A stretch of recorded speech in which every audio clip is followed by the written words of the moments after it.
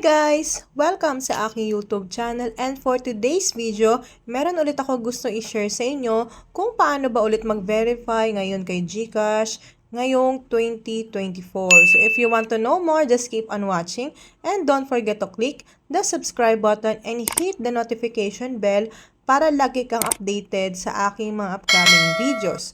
But before that, if you want to know more about GCash features, meron akong mga videos nito guys sa aking YouTube channel at naka-playlist naman siya guys. So, pwede nyo siya mapanood ng sunod-sunod.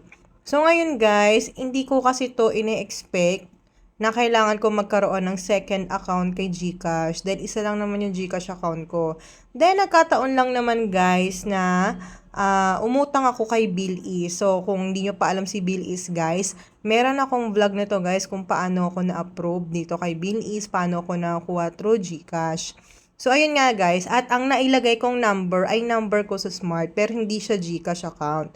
So, kailangan ko tuloy mag-update or mag-upgrade ng aking or magpa-verify ng aking GCash account using my Smart number para makuha ko yung perang na-transfer doon sa Smart number. So, ngayon guys, gagawin ko siya ngayon. So, ito yung mag-a-appear sa inyong GCash account.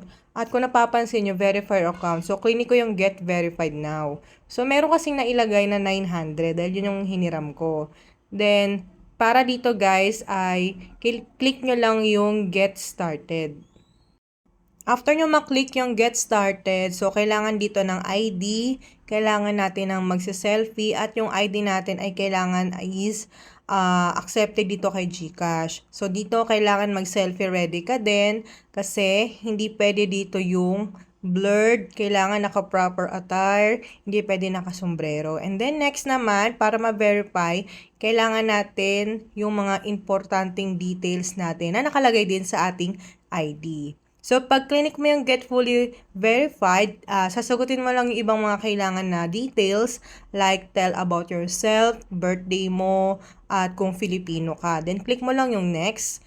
Then, yung sa accepted IDs guys, ito ang driver's license, UMID, postal passport, SSS, PRC, Pag-ibig ID, national, and e-fill ID. So, yun, yung mga kailangan na ID. So, dito guys, kailangan sa ID ay kailangan clear siya at nababasa once na napinicturan nyo na siya.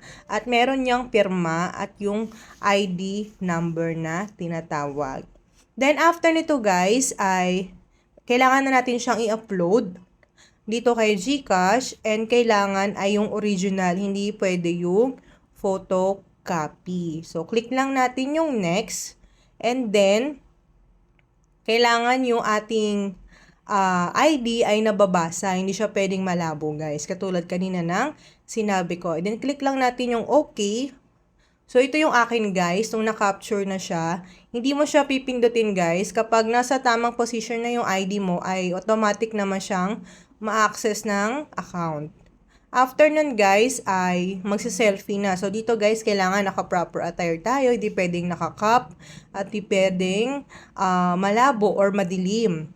So, after nito guys, hindi rin pala pwedeng naka-shades or naka-mask. So, yun. Bawal din siya guys. So, after nito ay kailangan mo nang i-click yung OK para sa selfie.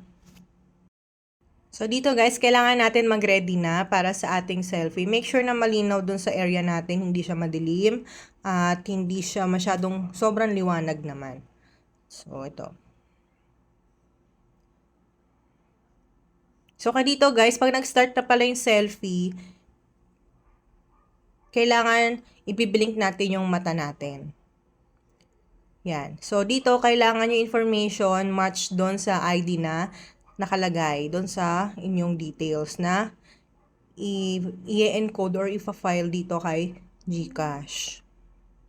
So, dito kailangan din ng iba pang information like nature of work, salary, or saan mo ba nakukuha yung funds mo. So, yan.